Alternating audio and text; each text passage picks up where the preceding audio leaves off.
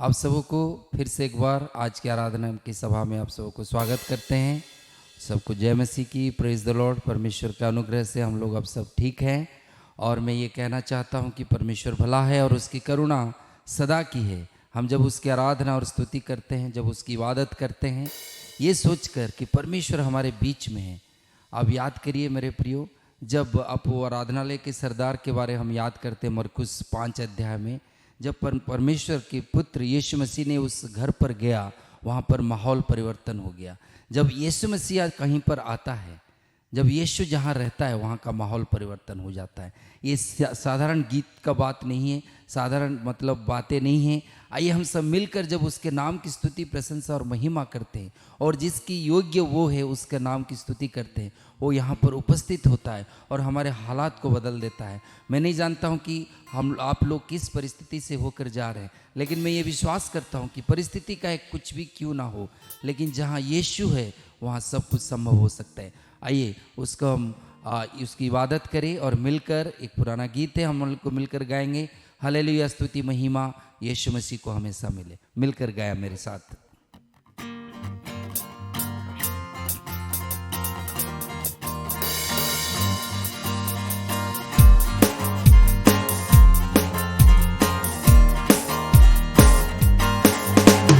Hallelujah, स्तुति महिमा हमेशा यीशु मसीह को देंगे। मिलकर कहें हालेलुया, स्तुति महिमा हमेशा यीशु मसीह को देंगे।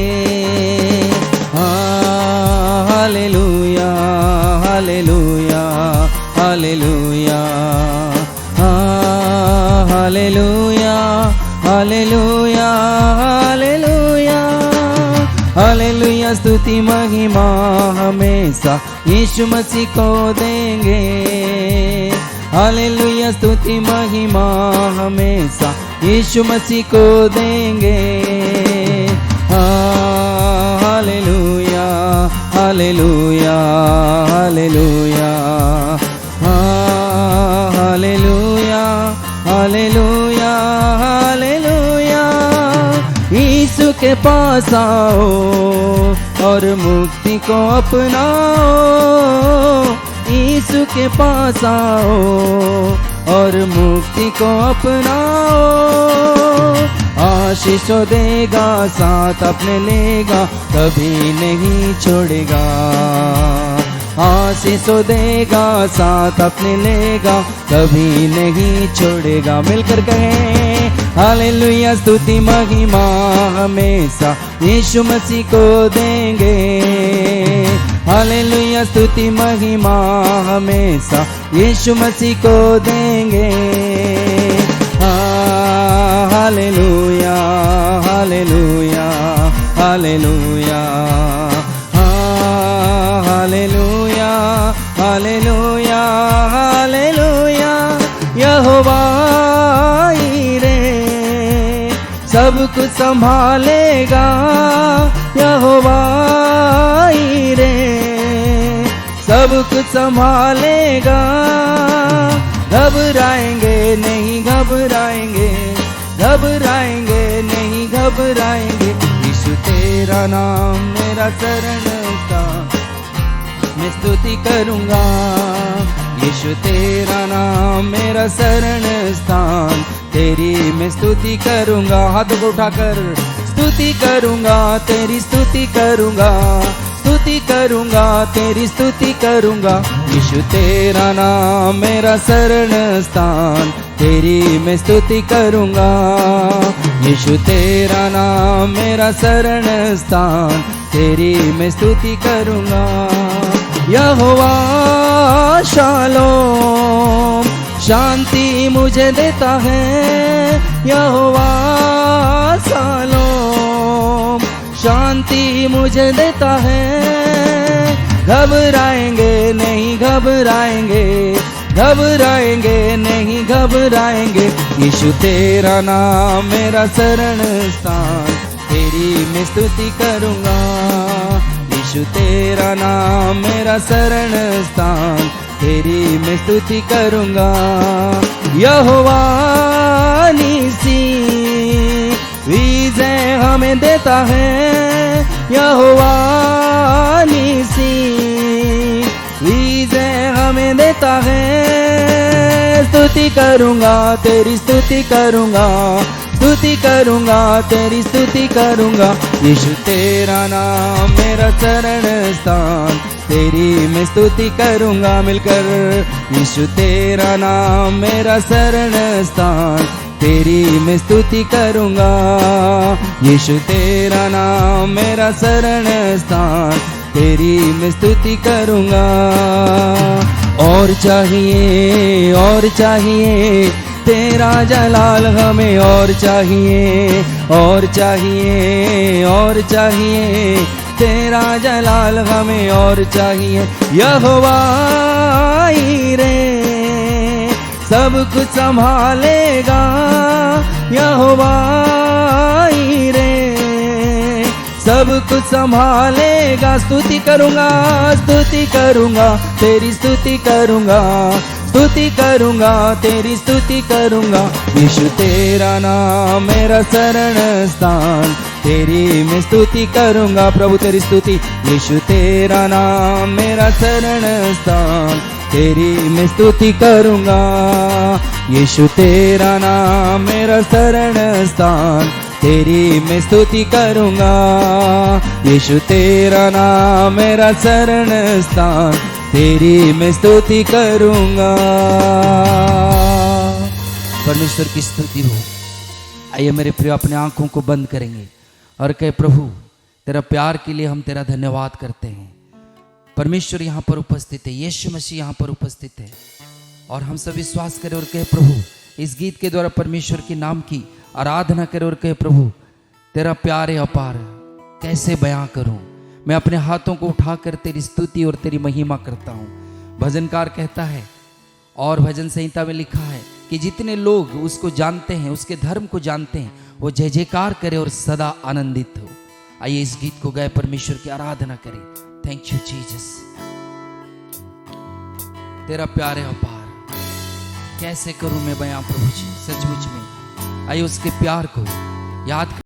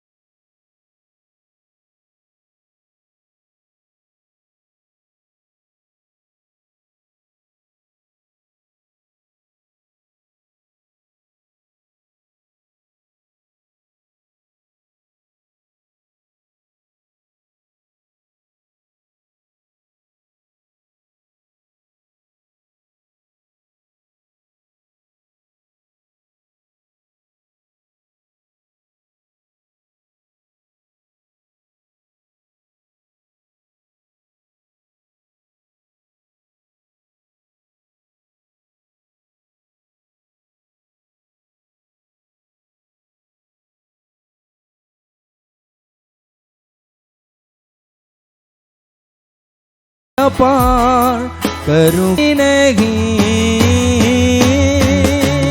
हाथों को उठाकर तेरी स्तुति करूं। सर्वश्रेष्ठ है तू सेनाओं का प्रभु, हाथों को उठाकर तेरी स्तुति करूं। सर्वश्रेष्ठ है तू सेनाओं का प्रभु। हालेलुया, तेरी महिमा खुदा। हालेलुया, प्रभु तेरी आराधना हो, तेरी स्तुति हो। प्रभु जी हम अपने हाथों को उठाकर तेरे नाम की स्तुति और महिमा करते हैं। आइए मिलकर कहे प्रभु, प्रभु पिता परमेश्वर में तेरे नाम की स्तुति और महिमा करता हूं। प्रभु जी बिन तेरे कुछ भी नहीं, खाली हूँ मैं मेरे खुदा। बिन तेरे कुछ भी नहीं, खाली हूँ मैं मेरे खुदा।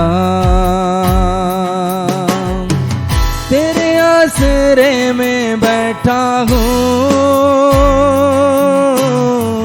होना मैं चाहूँ रूबरू प्रभु यीशु। तेरे आसरे में बैठा हूँ, होना मैं चाहूँ रूबरू। आके मुझे छू ऐ खुदारू, भर दे मुझे तू ऐ पाकरू। आके मुझे छू ऐ खुदारू, भर दे मुझे तू ऐ पाकरू। तेरे सामर से भर जाऊं, तेरे बातों में चल पाऊं। तेरे सामर से भर जाऊं, तेरे बातों में चल पाऊं। दे मुझको अपना बसा तू ऐ खुदारो। आके मुझे छू ऐ पाकरू। आके मुझे छू ऐ खुदारो। मिट्टी हूँ मैं तेरे हाथों में, मुझको उठा मुझको बना। मिट्टी हूँ मैं तेरे हाथों में, मुझको उठा मुझको बना। मेरे दिल की ये आरज़ू, बन जाऊं जैसा चाहे तू। मिलकर कहें आइए प्रभु जी। मेरे दिल की ये आरज़ू, बन जाऊं जैसा चाहे तू। आके मुझे छू ऐ खुदारो, भर दे मुझे तू ऐ पाकरू।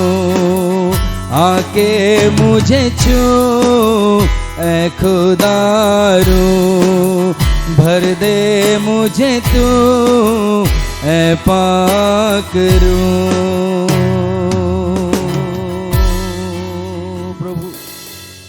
प्रभु आप यहाँ पर उपस्थित थे, हम आपका धन्यवाद करते हैं। आपकी उपस्थिति को हमने महसूस किया प्रभु, इसलिए आपको धन्यवाद करते हैं। सारी आदर जलाल महिमा प्रभु हम आपको देते हैं, यीशु मसीह के नाम से, आमीन। परमेश्वर आप सबको आशीष दे। प्रभु यीशु मसीह के नाम में मैं आप सबों का अभिवादन करता हूं। आज के इतवार की सभा में आप सबों का मैं स्वागत करता हूं। सचमुच में ये हमारे लिए बड़ी सौभाग्य की बात है कि आज हम लोग प्रभु के चरणों में बैठ पाए हैं, और जो है आज हमारे लिए परमेश्वर के पास खास बातें हैं। तो आइए हम अपने हृदय और मनों को बिल्कुल प्रभु में लगाएं और परमेश्वर अपने वचन के द्वारा हमसे बातचीत करेंगे। सुप्रियो, जैसा कि हम लोग परीक्षा से संबंधित एक सीरीज कर रहे हैं और हमने परीक्षा का 2 भाग पूरा कर लिया है, और आज हम लोग परीक्षा के विषय के इस तीसरे भाग का हम लोग अध्ययन करेंगे। और मैं विश्वास करता हूं कि इस अध्ययन के द्वारा परीक्षा के संबंध में हमारी आंखें खुल गई है, और अभी और भी बातों के द्वारा परमेश्वर हमें और भी प्रकाशन देगा। और मैं विश्वास करता हूं इसके द्वारा हम लोग जो हैं परीक्षा में बिना गिरते हुए स्थिर रह करके हम अपने जीवन में मुकुट पाएंगे। मैं चाहता हूं कि हम लोग उस वचन को दोहराइए इसके पहले कि हम लोग अपने अध्ययन में आगे बढ़े, क्योंकि ये हमारा जो है टेक्स्ट है, ये हमारा वचन है जिस पे आधारित हम लोग इस अध्ययन को कर रहे हैं। याकूब की पत्री और उसका 1 अध्याय, इस वचन को 12 पद को, याकूब 1 अध्याय और उसका 12 पद, उसमें ऐसा लिखा है, धन्य है वह मनुष्य जो परीक्षा में स्थिर रहता है, क्योंकि वो खरा निकलकर जीवन का वह मुकुट पाएगा जिसकी प्रतिज्ञा प्रभु ने अपने प्रेम करने वालों के लिए किया है। हर इंसान को जो है परीक्षाओं से होकर गुजरना होता है, और इस परीक्षा का उद्देश्य, इस परीक्षा का मकसद जब हमें पता नहीं होता है तो हम लोग उसका सही रीति से हम लोग अपने जीवन में प्रत्युत्तर नहीं देते, बल्कि कई बार हमारा निर्णय गलत हो जाता है। और अगर हमारा निर्णय गलत होता है परीक्षा के प्रत्युत्तर में, तो मेरे प्रियो, हम अपने जीवन में बहुत कुछ खो सकते हैं।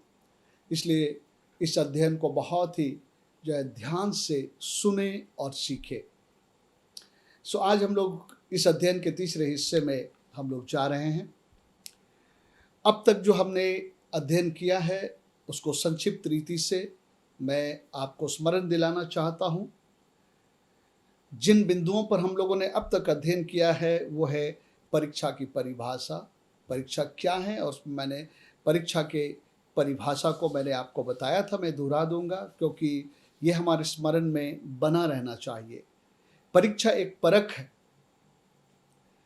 जिसमें मनुष्य की जांच होती है कि वह अपनी चुनाव की स्वतंत्रता में परमेश्वर के प्रति विश्वास योग्य रहेगा या विश्वासघात करेगा।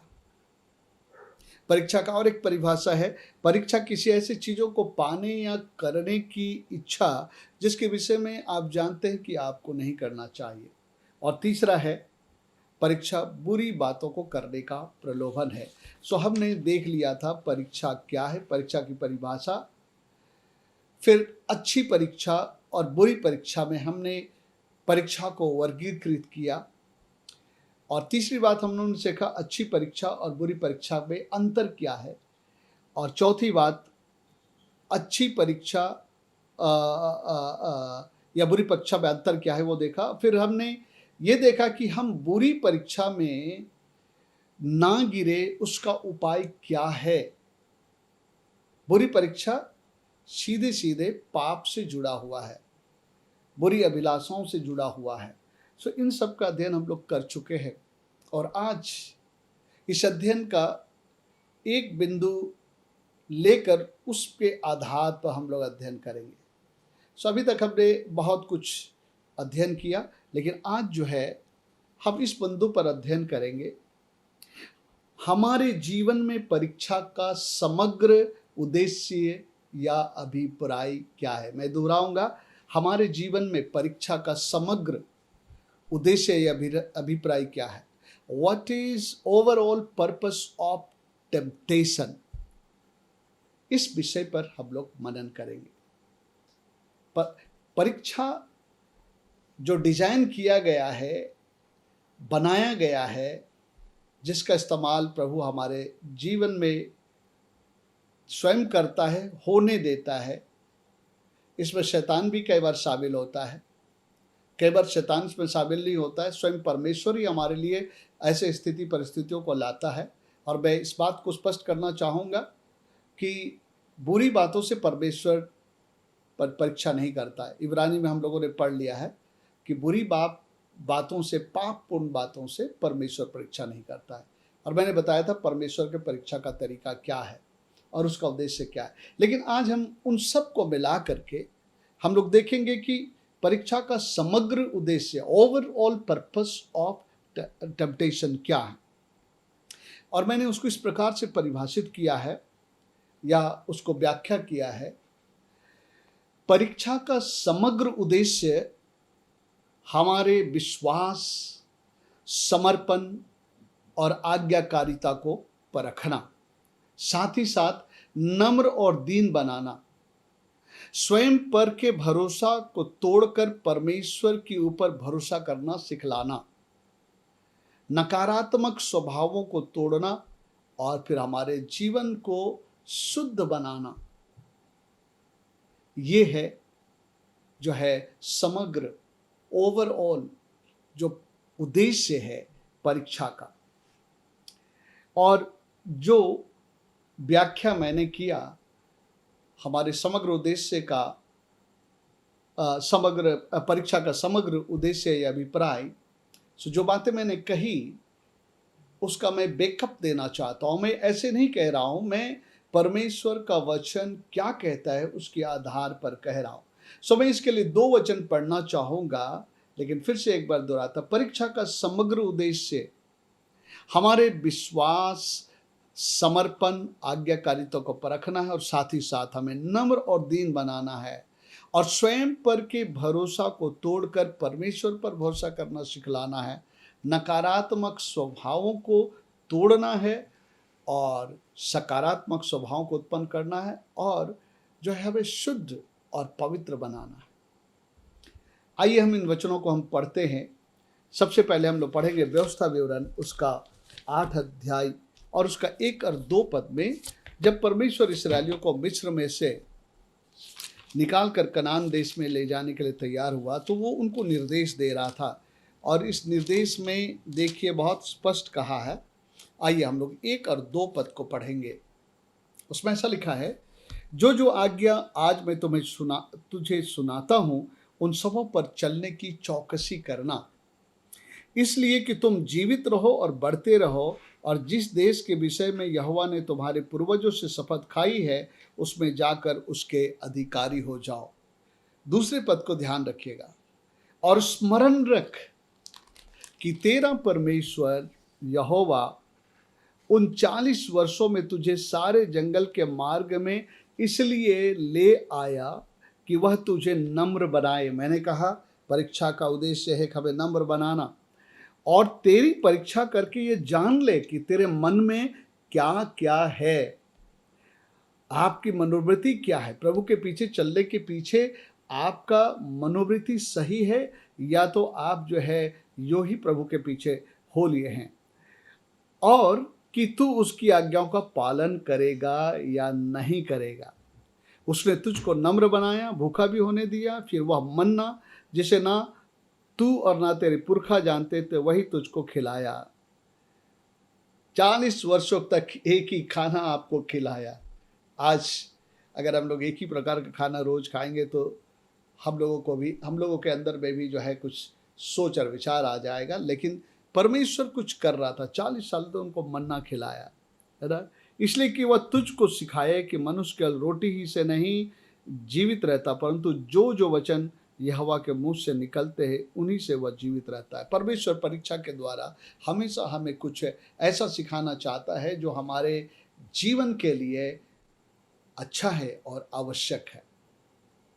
सो यहाँ पर हम लोग देखते हैं नम्र बनाने के लिए, परीक्षा करने के लिए, जानने के लिए कि तुम्हारे मन में क्या है, तुम आज्ञा का पालन करोगे या नहीं करोगे।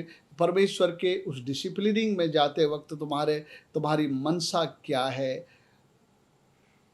यहाँ आप इस बात को देखें। आइए एक और वचन हम पढ़ते हैं न्यू टेस्टामेंट में, और वो है पहला पत्रस 1 अध्याय उसका 3 से 7 पद तक हम पढ़ेंगे। अभी जिस बात को मैंने पढ़ा ये इस्राएलियों से जुड़ा हुआ था।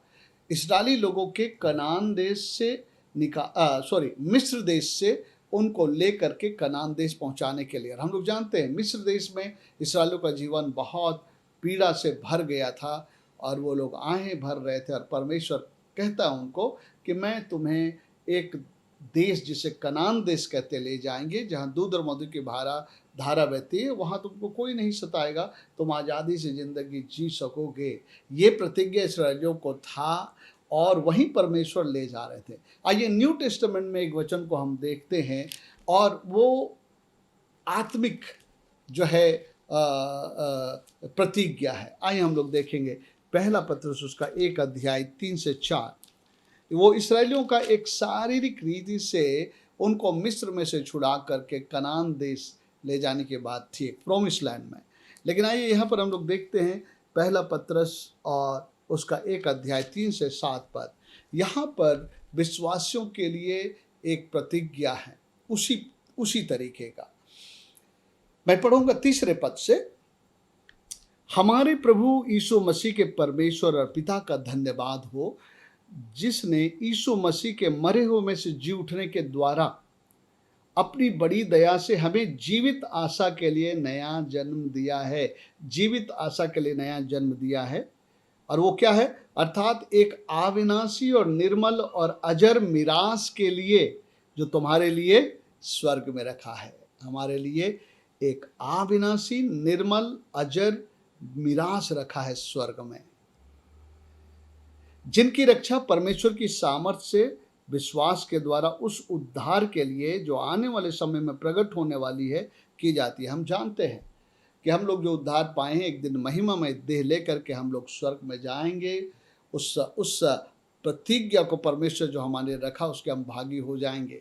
लेकिन इसके बीच में परमेश्वर बता रहा है, दिखला रहा है कि इसमें से कई ऐसे परीक्षाओं से, क्लेश से आपको गुजरना पड़ेगा, जबकि आपको स्थिर रहना पड़ेगा। आइए यहाँ पढ़ते हैं 6 पद से। इस कारण तुम मगन होते हो, यद्यपि अवश्य है कि अभी कुछ दिनों के लिए नाना प्रकार की परीक्षाओं के कारण दुख उठाओ।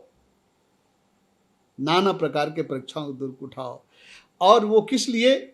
और यह इसलिए कि तुम्हारा परखा हुआ विश्वास, मैंने कहा था ना, परीक्षा हमारे विश्वास को परखने के लिए आता। हम अपने विश्वास में कितने पक्के हैं, परमेश्वर के प्रति विश्वास में हम कितने विश्वास योग्य हैं, हम क्या विषम परिस्थितियों में और प्रतिकूल परिस्थितियों में भी क्या हम परमेश्वर के विश्वास में बने रह करके खड़े रहेंगे। तो लिखा है, और यह इसलिए कि तुम्हारा परखा हुआ विश्वास, जो आग से ताए हुए नासवान सोने से भी कहीं अधिक बहुमूल्य है, यीशु मसीह के प्रकट होने पर प्रशंसा और महिमा और आदर का कारण पाएंगे। मेरे प्रियो, एक सोना को शुद्ध करने के लिए, उसके सारे गंदगी को निकालने के लिए और उसको एकदम शुद्ध सोना में बदलने के लिए आग से गुजारा जाता है। और जब उसको आग से गुजारा जाता है, पिघलाया जाता है, तो उसमें कुछ डाल करके जो है केमिकल, तो सारे कचड़े एक तरफ निकल जाते हैं और एक बिल्कुल शुद्ध और पवित्र सोना जो रहता है। और मेरे प्रियो, यही परमेश्वर करना चाहता है। हमारे जीवन में हमें ऐसे परीक्षाओं से लेके जाए और हम वहाँ खड़े रहे, और वो अग्नि परीक्षा के जैसा, कई बार हम पढ़ते हैं ये परीक्षा की आग, और जब हम उसमें खड़े रह जाते हैं, बने रह जाते हैं, तो आखिरी में हम लोग भी सोना की तरह ताया हुआ बन जाते हैं। आप याद रखिए, परमेश्वर एक ऐसी कलीसिया को लेने के लिए आ रहा है जो तेजस्वी, इसमें कोई दाग, कोई झुर्री नहीं है। लेकिन ये सब होने के लिए एक प्रोसेस से गुजरना पड़ता है, जिसको जो है परीक्षा कहा गया है। ये परीक्षा अच्छी परीक्षा भी हो सकते हैं, या तो जो है बुरी और पाप में परीक्षाएं भी हमारे जीवन में आ सकती है। आज हम ओवरऑल की बात कर रहे हैं। पिछले समय में हमने एक बार अलग से अच्छी परीक्षा की बात किया था, और दूसरी ओर एक जो है बुरी परीक्षा के बारे में। लेकिन आज हम लोग समग्र जो है परीक्षा का जो है समग्र हिस्सा को हम लोग ले लिए हैं। दोनों में से कोई भी परीक्षा आए। सो मेरे प्रिय, ये उद्देश्य है। देखिए, व्यवस्था विवरण में हम लोगों ने पढ़ा, हमको परखने के लिए, हमको जांचने के लिए कि हम आज्ञा का पालन करेंगे कि नहीं। हमारे मनों में परमेश्वर के प्रति अगर वो हमें इस दशा में लेके चलता है तो कुड़कुड़ाहट होगा, या हम परमेश्वर के प्रति धीरज धरेंगे, उसके हाथों में अपने आप को हम दीन करे रखेंगे, या तो जो है कि जब हमारा विश्वास परखा जा रहा है तो हम धीरज धर के उसमें बने रहें। हमने याकूब के पत्री से उस वचन को पढ़ा था जो बहुत महत्वपूर्ण है। परीक्षा के घड़ी में, चाहे वो परमेश्वर के द्वारा लाई हुई ऐसी स्थितियां हैं या ताड़ना है जिससे परमेश्वर हमारे जीवन में कुछ करना चाहता है, या शैतान के द्वारा पाप में बुरी बातों की जो है प्रलोभन का पाप हमारे जीवन में लेकर के आया है, हमको जो है खड़ा रहना है। हे मेरे भाइयों, जब तुम नाना प्रकार की परीक्षाओं में पढ़ो, दूसरा पद से मैं पढ़ रहा हूँ, याकूब 1 अध्याय 2 पद से। हे मेरे भाइयों, जब तुम नाना प्रकार की परीक्षाओं में पढ़ो तो इसको पूरे आनंद की बात समझो। क्यों? क्योंकि इस परीक्षा में जब आप बाहर निकलेंगे तो आप कुछ बन करके निकलेंगे, है ना? आप वहाँ से कुछ तैयार होकर के निकलेंगे। आइए यहाँ लिखा, यह जानकर कि तुम्हारे विश्वास के परखे जाने से धीरज उत्पन्न होता है, पर धीरज को अपना पूरा काम करने दो कि तुम पूरे और सिद्ध हो जाओ, कि तुम में किसी बात की घटी नहीं रही। ये परीक्षा जो है हमको जो है कंडीशन करता है। परीक्षा जो है हमको कुछ हमको हमारे जीवन को कुछ बनाता है, हमारे अंदर में कुछ चरित्र को उत्पन्न करता है। हमको आगे जो बड़ी रिस्पॉन्सिबिलिटी है और बड़ी चुनौतियां हैं उसका सामना करने के लिए पहले से आपको ऐसा मजबूत बना देता है। पिछले बार हम लोगों ने यूसुफ के बारे में बातचीत किया था। यूसुफ को परमेश्वर ने प्रतिज्ञा दिया था कि एक दिन वो महान व्यक्ति बनेगा। उसके भाई लोग उसे दंडवत करेंगे और एक दिन उनके माता पिता दंडवत करेंगे और एक दिन शायद बहुत लोग उसको दंडवत करेंगे। लेकिन हम देखते हैं कि यूसुफ को वहां पर पहुंचने के लिए 13 वर्ष का समय विभिन्न प्रकार की स्थिति और परिस्थितियों से गुजरना पड़ा। विभिन्न प्रकार की स्थिति और परिस्थितियों से उसको गुजरना पड़ा। कष्ट और दुख और अवहेलना किया जाना, उसको भुला दिया जाना, सारे उपकारों के बावजूद भी बहुत किस्म के बातों से होकर गुजरा। लेकिन यूसुफ उस परीक्षा के समय में जो है वो अपने परखे जाने के समय में वो बिल्कुल जो है स्थिर रहा, दृढ़ रहा। और हम लोग देखते हैं वो परीक्षा में स्थिर रहा, इसलिए वो इनाम उसके लिए उसके सिर में वो मुकुट चढ़ा और वो एक दिन उस स्थान को प्राप्त किया। अगर ये तुरंत ही यूसुफ करना चाहता, अगर उस स्थान में जो एक मंत्री, प्रधानमंत्री का पद लेकर के उस देश को अकाल के समय संभालने और जो है उस समय के परिस्थितियों को संभालने के लिए अगर यूसुफ इन बातों से नहीं गया होता तो इतना टफ, इतना स्ट्रॉन्ग, इतना मजबूत, इतना बुद्धिमान और डिसिप्लिन और जो जो बातों की आवश्यकता थी वो बातें उसके अंदर शायद नहीं होता और उस पद को संभालने में भी दिक्कत होता। आपको पता है बाइबल में तिमोथी की किताब में कहता है जब कलीसिया में लोगों को कोई पद दिया जाता है तो उसमें लिखता है कि सावधान, नया चेला ना हो, कहीं ऐसा नहीं कि उसके मन में जो है पद पाकर गर्व आ जाए और उसका पतन हो। नया चेला ना हो, बल्कि जिसको परखा गया है, जिसको जांचा गया है, विश्वास योग्य पाया गया है, उसको तुम पद स्थापित करो ताकि वो हैंडल कर सकेगा अपने पद का, अपने जो है जिम्मेवारियों को वो संभाल पाएगा। मेरे प्रियो, एक घटना मुझे याद आती है जब हम लोग बाइबल स्कूल में प्रभु की सेवा दे रहे थे। उस समय में करीब 600-700 बाइबल स्कूल के स्टूडेंट हुआ करते थे और हम लोगों का एक जो स्टाफ का अपना झुंड था जिसमें बहुत सारे स्टाफ थे। विभिन्न प्रकार के कामों को लोग करते थे। सबका अलग अलग जिम्मेवारी था और उन जिम्मेवारियों को देखने के लिए एक भाई को जो है ओवरऑल इंचार्ज कर दिया गया। उनको जो है कहा कि हर डिपार्टमेंट की सारी बातों को तुम देख लिया करो और ऑफिस को रिपोर्ट करो। वह व्यक्ति जब उसको वो पद दिया गया तो उसके अंदर में बड़ा अहंकार आ गया और वो हर डिपार्टमेंट में जाता और सबकी डांट लगाता, या चाहे बड़े हो चाहे छोटे हो, सबको जो है वो जाकर डांट वगैरह लगाने लगा। इससे जो है स्टाफ लोगों के बीच में बड़ा दुख का माहौल हो गया और कुछ बड़े लोगों ने उनको टोक भी दिया कि तुम हमारे सामने इतने छोटे हो और तुम इस तरह से बातें कर रहे हो। फिर ये बात हम लोग के डायरेक्टर के पास गया और फिर डायरेक्टर ने उसको फिर से वहाँ से हटा दिया। उनको पता चला कि ये मिसबिहेव करने लग गया है, उसको लगने लग गया है कि वो बड़ा मतलब कि अब सबसे बड़े पद का हो गया है। और ये इसका कारण क्या था, वो अपरिपक्व था, वो इस बात को ले नहीं पाया। उसको लगा कि मैं बड़ा हूँ और मैं इस तरह से, और वो सचमुच में बहुत दूसरों के सामने वो काफ़ी जूनियर भी था और अपरिपक्व भी था। वहाँ पर कई पास्टर लोग थे, जो लोग ऊंचे पद के थे, अपने अपने चर्चेस के लीडर्स लोग थे, लेकिन वहाँ पर सेवा करने आए थे। उन लोगों के ऊपर में वो अधिकार जताने लगा और आखिर में बाद में उसको जो है डायरेक्टर को उस पद से उतारना पड़ा। कि ये जो है इस पद को हैंडल नहीं कर पा रहा है। सो मेरे प्रियो, अगर वो व्यक्ति पहले से परखा हुआ होता, वो उसको नम्र और दीन हो जाता, विभिन्न चीज़ों से होकर के गुजरता, तो शायद उसके अंदर में इतनी मैच्योरिटी आती कि उस पद को पाने के बाद भी बड़ा नम्र और दीन होता, और नम्रता और दीनता में लोगों से बातचीत करता, ना तो किसी को दुख पहुंचाता, ना किसी को तकलीफ पहुंचाता, ना तो उस पद को पाने के बाद उस पद में से उसे उतारने की आवश्यकता होती। सो इसलिए परखा जाना जरूरी है, और परमेश्वर का अपना तरीका है परखने का। वो जानता है हमारे जीवन को किस किस स्थिति से उसको ले करके जाना है, और तब वो हमें तैयार करता है। तो परीक्षा का ये उद्देश्य है। सो मेरे प्रियो, आज हम लोग कुछ केस स्टडी करेंगे। केस स्टडी करेंगे मतलब घटनाएं कुछ जो बहुत पहले घट चुकी है, किसी समूह के साथ में, किसी व्यक्ति विशेष के साथ में, और वो एक्चुअली परीक्षाओं से जुड़ी हुई बातें हैं। और मैं चाहता हूं आप लोगों के साथ हम लोग केस स्टडी करें, और उस केस स्टडी से हम लोग समझने पाएंगे इस परीक्षा के विषय में।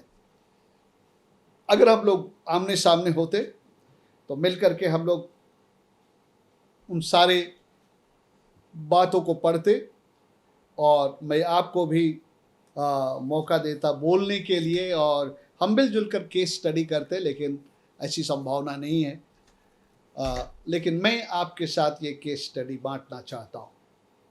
और ये केस स्टडीज हमको मदद करेगा कि कैसे लोग जो परीक्षा में स्थिर रहे, जय पाए, उनके साथ क्या हुआ, और ऐसे लोग जो परीक्षा उनके जीवन में आई, स्थिर नहीं रहे, क्या हुआ, क्योंकि ये भी हमारे साथ भी वही होने वाला है। इसलिए हम लोग जब इस केस स्टडी को देखेंगे तो हमको बहुत सारी बातें समझ में आएंगी। आइए, सबसे पहला केस स्टडी जो हम लोग करेंगे, ये इस्राएली जमात या इस्राएली प्रजा से संबंधित है। हम सभी लोग जानते हैं कि इस्राएली लोग मिस्र में गुलाम थे, और ऐसा कैसे हुआ कि जब फिरौन मर गया, जो यूसुफ को जानता था, उसके लोगों को जानता था, तो उसके बाद के फिरौन लोगों के जीवन में एक भय उत्पन्न हो गया कि ये लोग जो थोड़े से आए थे इतने बढ़ गए, और ये बड़े बुद्धिमान से लगते हैं, और कहीं ऐसा ना हो कि हमारे देश में ये बढ़ जाएं और हम लोग अल्पमत में हो जाएं, हम लोग कम पड़ जाएं, और ये लोग जो है हम पर राज करने लग जाएं। इसलिए अगला फिरौन जो आया, वो जो है इस्राएलियों को सताना शुरू किया, उन पर विभिन्न प्रकार के जो है बोझों को डालने लगा, उनको तकलीफ़ देने लगा।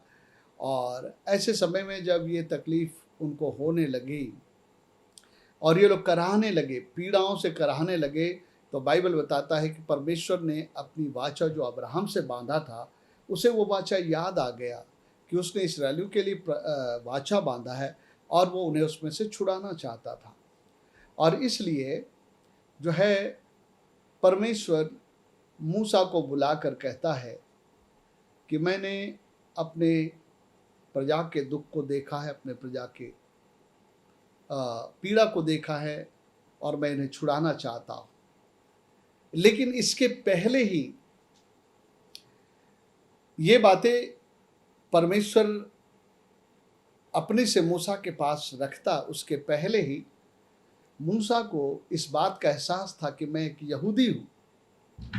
निर्गमन की किताब को हम पढ़े, हम लोग जानते हैं मूसा के जन्म के बारे में, कि किस तरह फिरौन बच्चों को मार डाल रहा था। उसकी माँ ने उसको छिपाने की कोशिश की, उसके बाद उसे एक टोकरी में डाल कर रखा, और फिरौन की बेटी जो स्नान करने के लिए गई थी, वो वहाँ पर उस टोकरी को देखती है और बाहर निकलवाती है, और उसमें एक सुंदर सा बालक को देख करके जो है वो उसे लेती है और उसको अपना बेटा बनाती है। और मूसा की बहन वहाँ पर इस बातों को देखती रही और बताई कि इसको अगर दूध पिलाने की ज़रूरत है, मैं इसके लिए दाई का इंतज़ाम करूँगी। और वो बच्चा अपनी माँ का दूध पीता हुआ बड़ा हुआ, और उसके बाद जो है फ़िरौन के महल में मूसा को जो है पहुंचा दिया गया, और वो फ़िरौन का जो है बेटी का बेटा बना, और अगला फ़िरौन वो बनता, वो राजा बनता, और वो राज्य करता मिस्र में। और इसलिए फ़िरौन को मूसा को हर प्रकार की ट्रेनिंग दी जा रही थी एक राजा होने के लिए, युद्ध विद्या, और जो है हर किस्म की जो है किस प्रकार से जो है एक देश को चलाया जाए, कैसे युद्ध शास्त्र के द्वारा अपने शत्रुओं पर वो जय पाए, ये सारी चीज़ों का उसको ट्रेनिंग मिल रहा था। अगला फ़िरौन वो बन जाता, एक शासक बन जाता, एक राजा बन जाता। लेकिन उसे इस बात का एहसास हो गया था कि मैं मिस्री नहीं हूँ, मैं यहूदी हूँ, मैं यहूदी हूँ। और वो इस बात को देखकर एहसास करने लग गया था कि ये लोग जिनको सताया जा रहा है, मैं उन्हीं लोगों का भाई हूँ। मेरी आंखों के सामने ये सताए जाते हैं, इनको तकलीफ दी जाती है। तो उसके मन में एक जो है अपने भाइयों के प्रति तरस आया कि मैं अपने भाइयों की तरफदारी करूंगा और अपने भाइयों को मैं इस सताहट से बाहर निकालूंगा। उसने अपने मन में ऐसा विचार किया। मैं कैसे कह रहा हूँ, आइए निर्गमन की किताब को हम खोलते हैं, वहाँ पर आपको उसका जिक्र मिलेगा। उसके अंदर में एक बड़ा बोझ आया कि मैं अपने भाइयों को छुड़ाऊंगा, अपने भाइयों को मैं आज़ाद करूंगा। ये मेरे भाई है, ये मेरे खून के रिश्ते के लोग हैं, और जो है मैं यहाँ एक राजा होने के लिए रखा गया हूँ, लेकिन ये मेरे भाई हैं जिनको सताया जा रहा है, जिनको कोड़े लगाए जा रहा है, जिनको मारा जा रहा है, ये मेरे जाति भाई हैं और मैं इनको छुड़ाऊंगा। और मूसा के पास एक कॉन्फिडेंस था, इसलिए उसने मिशन को शुरू कर दिया। आइए हम लोग पढ़ते हैं यहाँ पर निर्गमन उसका 1 अध्याय 11 पद को। ऐसा हुआ कि जब मूसा जवान हुआ और बाहर अपने भाई बंधुओं के पास जाकर उनके दुखों पर दृष्टि करने लगा, तब उसने देखा कि एक मिस्री जन उसके एक इब्री भाई को मार रहा है। एक मिस्री उसके इब्री भाई को मार रहा है। उसने इधर देखा उधर देखा कि कोई नहीं है, तो उस मिस्री को मार डाला और बालों में छिपा दिया। क्यों? क्योंकि एक मिस्री उसके यहूदी भाई को जो है तकलीफ दे रहा है, उसको सता रहा है। और मूसा के अंदर में एक जलन थी कि मैं अपने लोगों को छुड़ाऊंगा, मैं अपने लोगों को इस सताहट से छुड़ाऊंगा। उसके अंदर में ये बातें उबल रही थी और उसको लग रहा था मैं सक्षम हूँ, मेरे पास ट्रेनिंग है, मैं युद्ध विद्या जानता हूँ, मैं ऐसा कुछ कर लूँगा। सो उसी जोश में वो अपने भाई को बचाता है। दूसरे दिन एक और घटना होता है, देखिए। फिर दूसरे दिन बाहर जाकर उसने देखा कि 2 इब्री पुरुष आपस में मारपीट कर रहे हैं। उसने अपराधी से कहा, तू अपने भाई को क्यों मारता है? उसने कहा, किसने तुझे इन हम लोगों पर हाकिम और न्यायी ठहराया है? जिस भांति तूने मिस्र को घात किया, क्या उसी भांति तू मुझे भी घात करना चाहता है? तब मूसा यह सोचकर डर गया, निश्चय ये बात खुल गई है। जब फिरौन ने यह बात सुनी, तब मूसा को घात करने की युक्ति की। इसके बाद आगे हम पढ़ते हैं, तो तब जो है मूसा फिरौन के सामने से भागा। ये मैं दिखलाना चाह रहा हूं कि फिरौन के अंदर में मूसा के अंदर में अपने भाइयों को छुड़ाने की मनसा थी, और स्वयं परमेश्वर जो है अपने लोगों को मिस्र में से निकाल करके कनान देश में ले जाना चाहता था। तो अभी इसके बाद जो है मूसा दृश्य से बाहर हो जा रहा है। अभी मूसा के बारे में मैं जिक्र नहीं करूंगा, लेकिन अब इस्राएलियों के बारे में जिक्र करूंगा। लेकिन हम लोग फिर से एक बार मूसा की ज़िंदगी के बारे में हम लोग बाद में विचार करेंगे। ओके, सो परमेश्वर अपने लोगों को जो है कनान में ले जाना चाहता था। कहाँ पर हम लोग देखते हैं, आइए हम लोग इसको 3 अध्याय में देखते हैं। उसका 23 पद से मैं पढ़ता हूँ, 2 अध्याय के 23 पद से सुनिए। बहुत दिनों के बीतने पर मिस्र का राजा मर गया। इस्राएली कठिन सेवा के कारण लंबी लंबी सांसें लेकर आहें भरने लगे और पुकार उठे, और उनकी दुहाई जो कठिन सेवा के कारण हुई वो परमेश्वर तक पहुंची। परमेश्वर ने उनका कराहना सुनकर अपनी वाचा को, जो उसने अब्राहम, इसहाक और याकूब के साथ बांधी थी, स्मरण किया और परमेश्वर ने इस्राएलियों पर दृष्टि करके चित्त लगाया। उसके बाद परमेश्वर ने इस बात को प्रकट किया। सुनिए, मैं परमेश्वर के हृदय की बात को प्रकट कर रहा हूँ, क्योंकि मैं इसराइलियों के बारे में बातचीत करना चाहता हूँ। मैं बताना चाहता हूँ आपको कि इसराइलियों को परमेश्वर एक बुरी दशा से निकाल करके कनान देश में ले जाना चाहता था, जहाँ दूध और मधु की धारा बहती है, जहाँ कोई उसे सताने वाला नहीं था, वो आज़ादी से ज़िंदगी जी सकते थे। फिर इस तरह से जो है 7 पद में कहता है, फिर यहोवा ने कहा, मैंने अपनी प्रजा के लोग जो मिस्र में है उनके दुख को निश्चय देखा है, और उनकी जो चिल्लाहट परिश्रम करने के कारण होती है उसको भी मैंने सुना है, और उसकी पीड़ा पर मैंने चित्त लगाया है। इसलिए अब मैं उतर आया हूँ कि उन्हें मिस्रियों के वश से छुड़ाऊँ और उस देश से निकाल कर एक अच्छे और बड़े देश में, जिसमें दूध और मधु की धाराएं बहती है, अर्थात कनानी, हित्ती, अमोरी, परिजी, हिब्बी, यबूसी लोगों के स्थान में पहुंचाऊं। तो यहाँ पर परमेश्वर का मनसा परमेश्वर प्रकट करता है। और उसके बाद हम लोग जानते हैं, अभी हम मूसा को छोड़ दे रहे हैं, मूसा की बात फिर से हम करेंगे बाद में, जब हम मूसा के परीक्षा के घड़ी के बारे में बात करेंगे।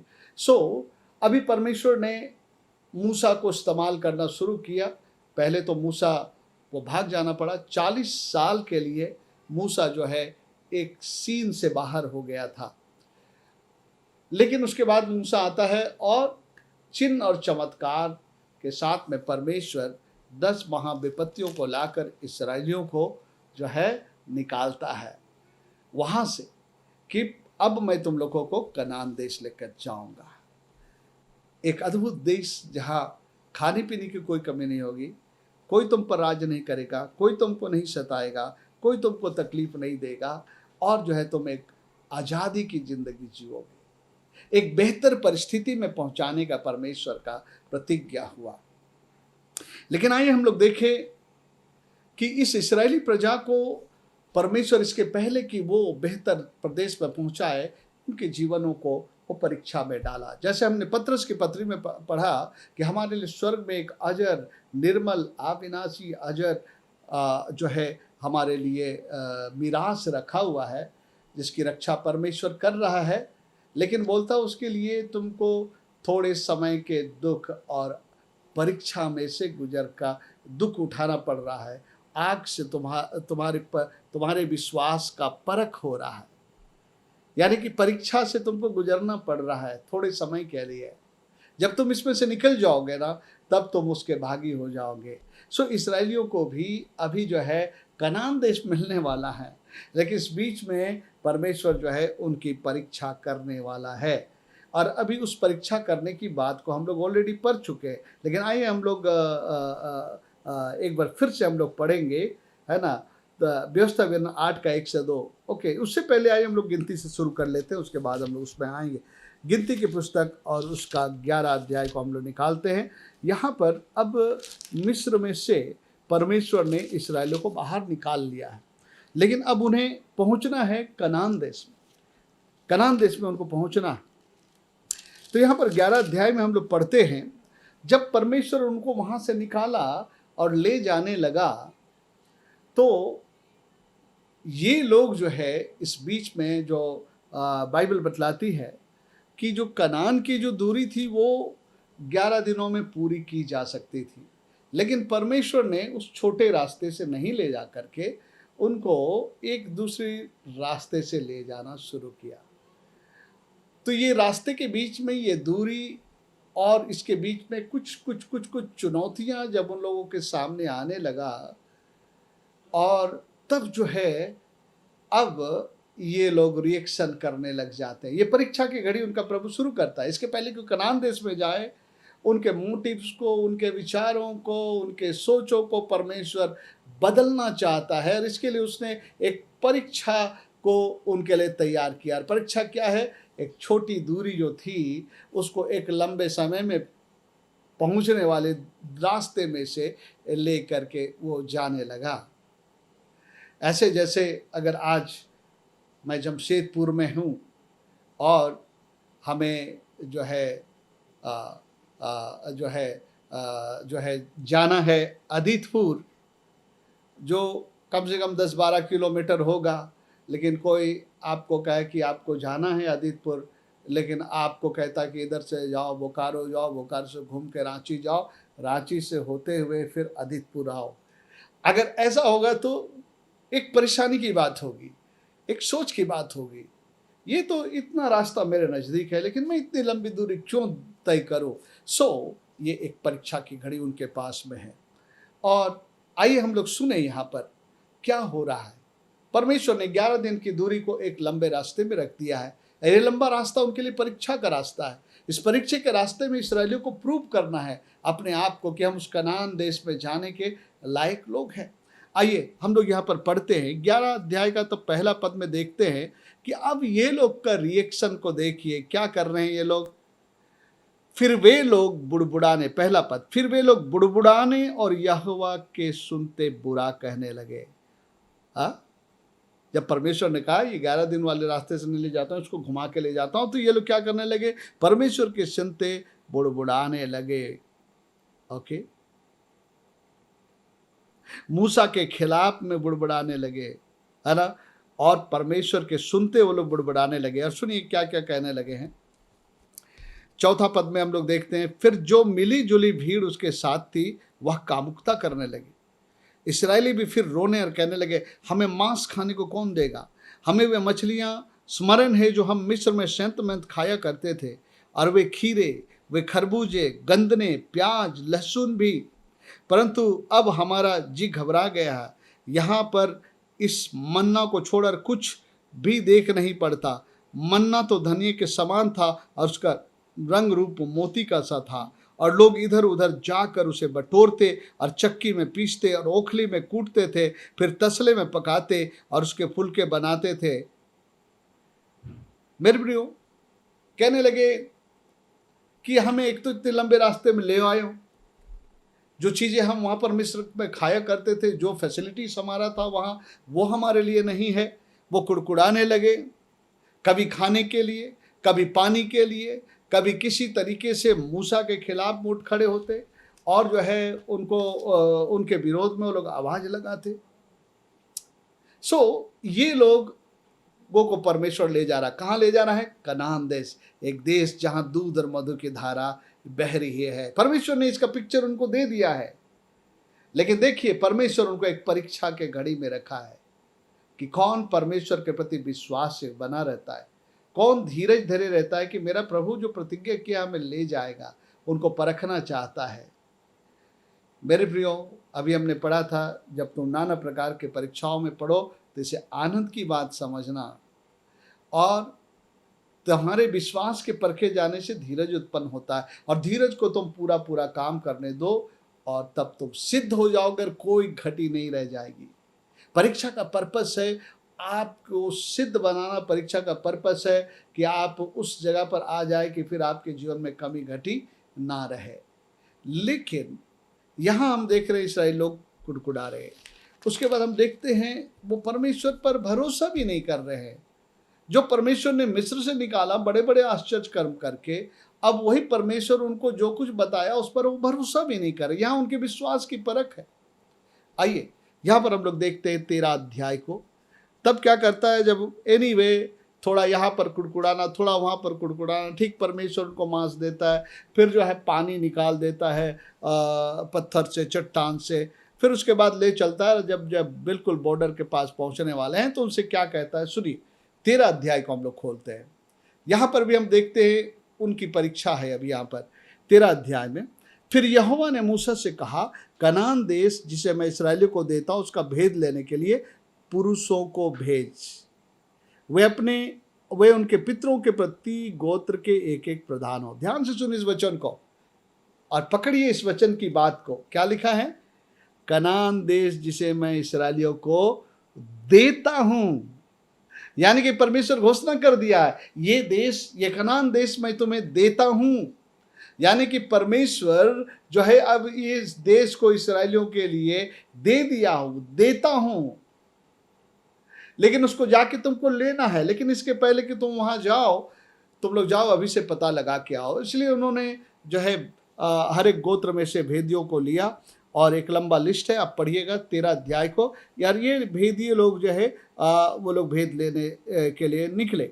17 पद में लिखा है, उनको कनान देश का भेद लेने को भेजते समय मूसा ने कहा, इधर से अर्थात दक्षिण देश होकर के जाओ और पहाड़ी देश में जाकर उस देश को देख लो कि कैसा है।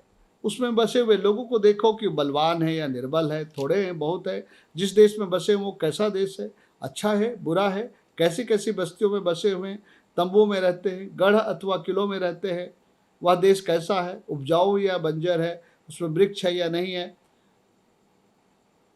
और तुम हियाव बांधे चलो, कॉन्फिडेंटली बोले, कॉन्फिडेंस के जाओ, देश दे दिया और उस देश की उपज में से कुछ कुछ ले करके आना।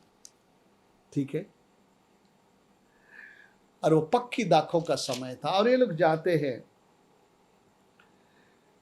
पहला पद को याद रखिए इसका, 13 अध्याय का, मैं इस्राएलियों को ये कनान देश देता हूं। अब कैसे देना है ये परमेश्वर जानता है, लेकिन देता हूं। लेकिन आगे चल के आइए हम लोग देखें, जब लोग जाते हैं और वहां से देख दाख करके आते हैं तो यहाँ पर पूरे लोग हैं, लेकिन जो है जब ये लोग आते हैं तो कुछ अच्छी चीज़ें लेके आते हैं। आइए हम लोग पढ़ते हैं। इतनी अच्छी अच्छी चीज़ें हैं वहाँ पर, इतना अच्छा उपज है, फल फूल है।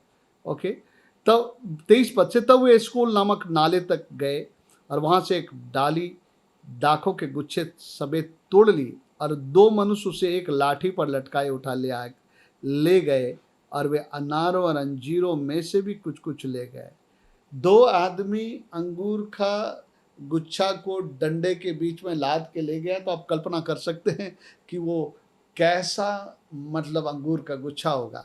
हम लोग छोटे छोटे गुच्छों को देखते, लेकिन मतलब इतना अच्छा फल था, अनार और अंजीरों को भी वो लेकर के गए। वहाँ के दाख के गुच्छों को तोड़ कर लेकर गए। 25 पद में लिखता, 40 दिन के बाद वे उस देश का भेद लेकर लौट आए और पारान जंगल के कादेश नामक स्थान में मूसा, हारून और इस्राएलियों की सारी मंडली के पास पहुंचे और उनको सारी मंडली को संदेश दिया और उस देश के फल उनको दिखाए। उन्होंने मूसा से यह कहकर वर्णन किया, जिस देश में तूने हमको भेजा था उसमें हम गए, उसमें सचमुच दूध और मधु की धारा बहती है। बहुत सचमुच में वहाँ दूध और मधु की धारा बहती है, उसकी उपज में से यही है। लेकिन 28 पद से आगे क्या कहता है, परंतु उस देश के निवासी बलवान हैं, उसके नगर गढ़ वाले हैं, वो बहुत बड़े हैं। और फिर हमने वहाँ अनाक अंशुए को भी देखा है। दक्षिण देश के अमालिकी बसे हुए हैं, पहाड़ी देश में हित्ती, यबूसी और अमोरी रहते हैं, और समुद्र के किनारे किनारे यरदन नदी के तट पर कनानी बसे हुए हैं। यानी कि इन्होंने उस परमेश्वर को, जिन्होंने ये कनान देश देने की बात कही है, दूध और मधु की धारा बहने के लिए, कि मैं ये देता हूँ, अब उस पर विश्वास नहीं कर रहे हैं। वो लोग अविश्वास को प्रकट करना शुरू कर दिए हैं कि ये तो बड़ा शहरपनाह वाला नगर है। और लेकिन इनके नकारात्मक होने के बीच में कालेब बोल उठता है 30 पद में, पर कालेब ने मूसा के सामने प्रजा के लोगों को चुप कराने के विचार से कहा, हम अभी चढ़ के उस देश को अपना कर ले, क्योंकि निसंदेह हम में ऐसा करने की शक्ति है। इन लोगों के बीच में एक व्यक्ति है जो परीक्षा में स्थिर है। परीक्षा जांच हो रही है, जिस देश को दिया जा रहा है उसके सामने की लोगों को ये देख करके आ रहे हैं और सबका हालत खराब है, उसको विश्वास नहीं हो रहा है और अपने परमेश्वर पर भी विश्वास नहीं, परमेश्वर परख रहा है उनके विश्वास। आगे चलते हैं, पर जो पुरुष के संग गए तो उन्होंने कहा, उन लोगों पर चढ़ने की शक्ति हम में नहीं है, क्योंकि वे हमसे बलवान है। और उन्होंने इस्राएलियों के सामने उस देश को जिसका भेद उन्होंने लिया था यह कहकर निंदा भी की, वह देश जिसकी भेद लेने को हम गए थे ऐसा है जो अपने निवासियों को निगल जाता है, और जितने पुरुष हमने उसमें देखे वे सब के सब बड़े डील डौल के हैं। फिर हमने वहाँ नपीलों को अर्थात नपीली जाति वाले अनाक वंशियों को देखा है। हम अपनी दृष्टि में उनके सामने टिड्डी के समान दिखाई देते हैं और ऐसे उसके दृष्टि में मालूम पड़ते। और 14 अध्याय का पहला पद में लिखा है, तब सारी मंडली चिल्ला उठी और रात भर वे रोते रहे और सब इस्राएली और मूसा हारून पर बुड़बड़ाने लगे और सारी मंडली उनसे कहने लगे, भला होता कि हम मिस्र में मर जाते, या इसी जंगल में हम मर जाते। यहोवा उस देश में ले जाकर जो तलवार से मरवाना चाहता है, हमारी स्त्रियां बाल बच्चों को लूट में चले जाएंगे, क्या हमारे लिए अच्छा नहीं कि हम मिस्र देश में लौट जाएं? फिर आपस में कहने लगे, आओ हम किसी को अपना प्रधान बना करके मिस्र देश में हम लोग लौट जाएंगे। मेरे प्रियो, कई बार लोग परमेश्वर के पीछे चलना शुरू करते हैं, उसके बाद कुछ परीक्षाओं का सामना जब होता है, कठिनाइयों का सामना होता है प्रभु के कारण, तो जो है कई लोग मिस्र में, संसार में वो वापस चले जाते हैं।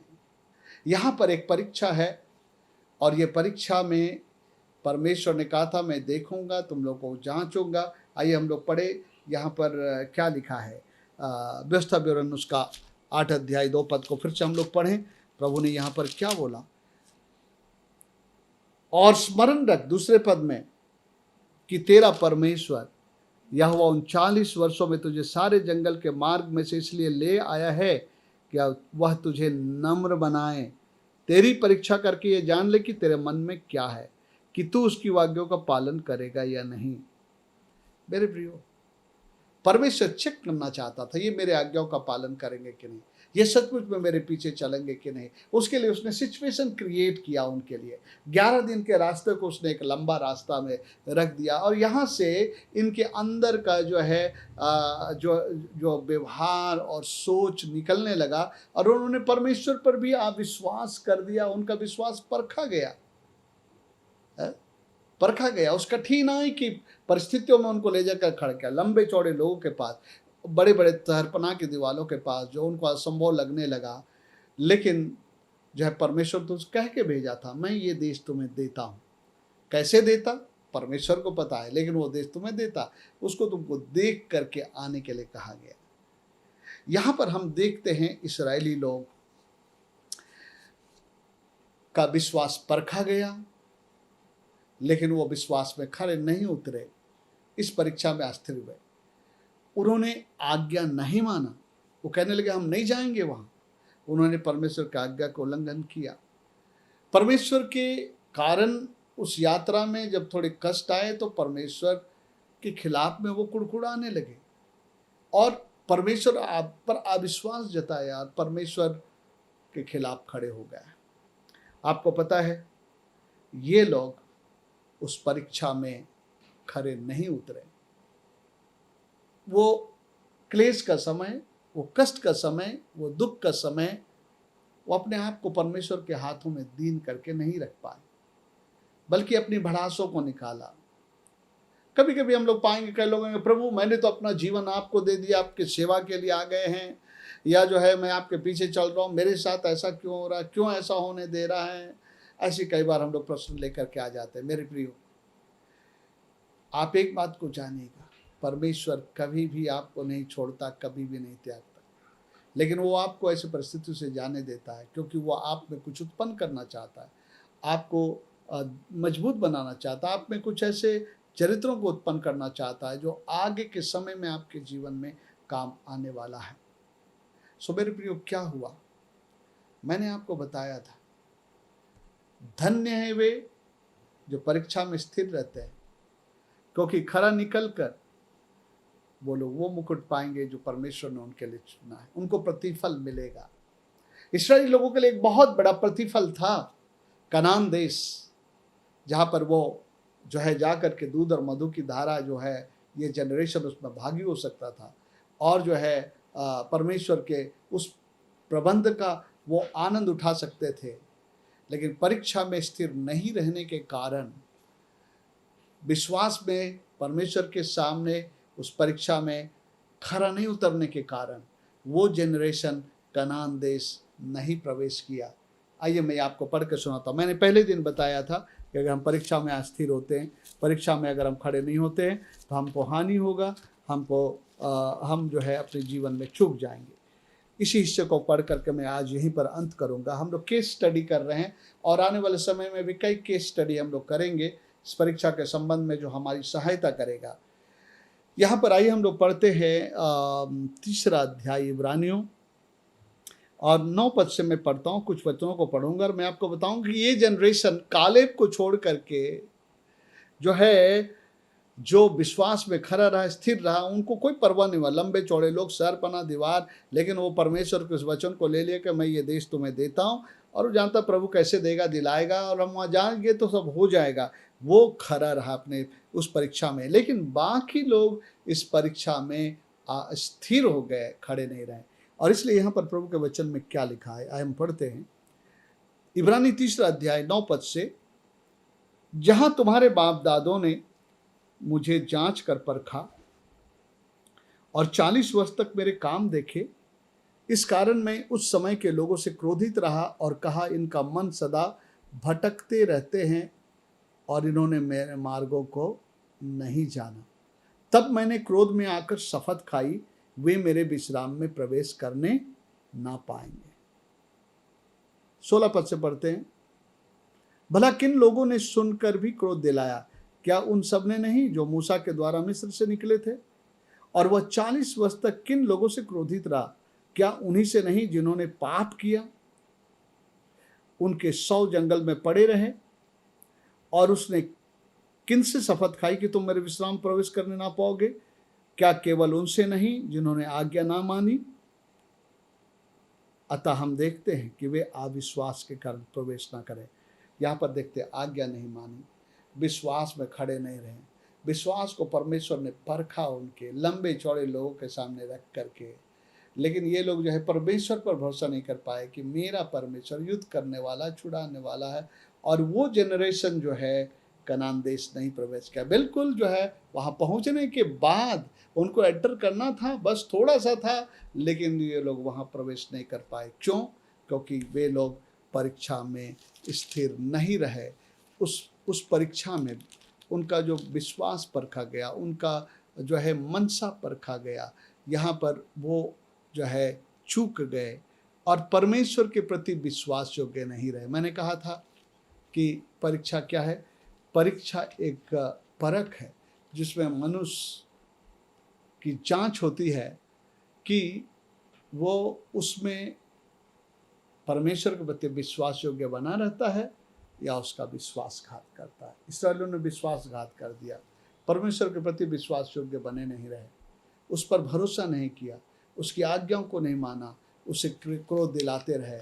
और जिनको उसने प्रतिज्ञा किया था कनान देश ले जाने के लिए, एक व्यक्ति को छोड़कर, कालेब को छोड़ करके बाकी सब लोग वंचित रह गए। केवल कालेब, उस जनरेशन में कालेब वहाँ पर प्रवेश किया। यहाँ पर हम देखते हैं, इस केस स्टडी को हम लोग करके देखते हैं, इस्राएली प्रजा जो है इस परीक्षा में स्थिर नहीं रह सके।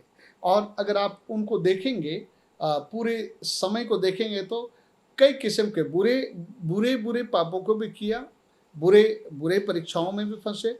और जो परमेश्वर उनको इसके पहले कि कनान देश देता वो तैयार कर रहा था, उसको जाकर लेने के लिए उनको ही डिसिप्लिन से ये लोग होकर ना गुजरे और ये लोग वंचित रह गए उस कनान देश से जो दूध और मधु की धाराएं बहती। मेरे प्रियो, आज कई बार हम परीक्षा में स्थिर नहीं रहने के कारण परमेश्वर के जो प्रतिज्ञाएं हैं, जो वायदे हैं, उनके हम भागीदार नहीं हो पाते हैं। मेरे प्रियो, उस मिरास, निर्मल अजर मिरास में भागी होने के लिए अभी हमको कई परीक्षाओं से होकर पृथ्वी में से गुजरना पड़ेगा। कई लोग हम लोग को सताएंगे, कई लोग हमारी निंदा करेंगे, कई लोग हमको जो है बहुत रीति से हमारे साथ पार्शियलिटी करेंगे। आज कई बार हम देखते हैं कई लोगों को, जब जो मसीह के पीछे हो लिए तो जो है उनसे कहते हैं कि ये फैसिलिटी हम आपको नहीं दिलाएंगे, ये सरकारी फैसिलिटी का हम आपको नहीं दिलाएंगे क्योंकि आप प्रभु के मसीह के पीछे हो लिए। कई किस्म से हमारे लिए परीक्षाएं आएंगी। और ऐसे समय में क्या हम अपने परीक्षा में स्थिर रहेंगे? क्या हम आज्ञाकारी बने रहेंगे? क्या हम परमेश्वर के सामने नम्र और दीन बने रहेंगे? और एक दिन जो है परमेश्वर के जो है उस प्रतिज्ञाओं को हम लोग प्राप्त करेंगे। आइए मेरे प्रियो, एक इतनी बड़ी घटना का हमारे सामने, जिनके लिए परमेश्वर ने 10 विपत्तियों को लाया कि पहले तो उसे मिस्र से बाहर निकालो और उसके बाद उसे कनान देश ले जाना चाहता था, लेकिन परमेश्वर का वो परिश्रम इस्राएलियों के लिए व्यर्थ ठहरा। इस्राएली लोग वहां से निकले तो सही, लेकिन कनान देश नहीं पहुंचे। आइए हम लोग परीक्षा में स्थिर रहे, जब भी परीक्षा करता है, समग्र परीक्षा, चाहे बुरा परीक्षा, चाहे अच्छा परीक्षा या अच्छे टेस्ट का समय हो, आइए हम इसमें से हो करके जाए और हम खड़े रहें और हमारे लिए उसके आगे एक बड़ा प्रतिफल है। परमेश्वर इस वचन के द्वारा हम सबों को आशीष दे। आइए हम लोग प्रार्थना करें। प्यारे पिता परमेश्वर, मैं आपका धन्यवाद देता हूँ। आज आपने हमारी आंखों को खोला, इस केस स्टडी के द्वारा हमें समझने के लिए मदद किया। शायद जो बातें आज हम लोग इस केस स्टडी में कर रहे हैं हमारे साथ भी हो रहा है, हमारे साथ भी घट रहा है इस संसार में, या हमारे लिए जो प्रतिज्ञा है स्वर्गीय देश का, इसके बीच में कई ऐसी परीक्षाएं हमारे पास हैं प्यारे पिता परमेश्वर।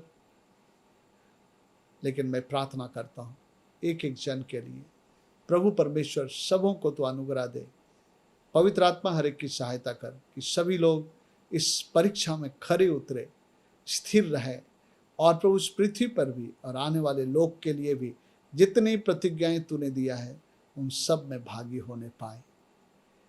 सभी लोग परीक्षा में स्थिर रह सके और खरे निकले और उस ताज को, उस मुकुट को पाएं जो तूने अपने प्रेम करने वालों के लिए रखा है। साथ ही साथ मैं प्रार्थना करता हूँ प्यारे पिता परमेश्वर, इस कोरोना काल में हर विश्वासियों के ऊपर आपका कृपा भरा हाथ हो। घर से बाहर निकलते भीतर आते समय हमेशा वो आपके सामर्थ्य हाथ के नीचे छुपे रहें। जो तूने अपने वचन में कहा है, विपत्ति के समय तू हमें अपने मंडप में छुपा लेगा और अपने मंदिर के गुप्त स्थान में छुपा रखेगा। हाँ प्यारे पिता परमेश्वर, हमारे सारे लोगों को अपने गुप्त स्थान में छुपाए रख, इससे बचाए रख। और मैं प्रार्थना करता हूँ इसके दरमियान जितनी प्रकार की जो है पिता परमेश्वर इसके द्वारा समस्याएं उत्पन्न हो रही हैं, नौकरियां बंद जा रही हैं, कारखाने या जो है फर्म्स बंद हो रहे हैं, लोगों की नौकरियां जा रही हैं और कई लोग बेरोजगार होते जा रहे हैं। लेकिन मैं प्रार्थना करता हूँ सारे विश्वासियों पर आपका अनुग्रह हो पिता, पर उनकी नौकरी बनी रहे और बल्कि नए उपाय को तू करना उनके लिए, किसी भी परिवार में किसी प्रकार की कमी घटी ना रहे। पिता परमेश्वर सबको आत्मिक, शारीरिक, मानसिक रीति से आशीष देना और अपने जीवन में आने वाले परीक्षा में खड़े रहने के लिए पिता परमेश्वर उनको धीरज देना, अनुग्रह देना। ये प्रार्थना और विनती हम आपके बेटे हमारे प्रभु यीशु ख्रिस्ट के नाम में मांगते हैं। सुनिए और दया से ग्रहण करिए प्रभु जी, आमेन। अब हमारे परमेश्वर पिता का प्रेम, उसके पुत्र यीशु का अनुग्रह और पवित्र आत्मा की सहभागिता हम सबों के संगत साथ सदा काल बनी रहे। आमेन। सबों को जय मसीह के। फिर अगले इतवार को हम लोग मिलेंगे। प्रभु आप सबको आशीष दे।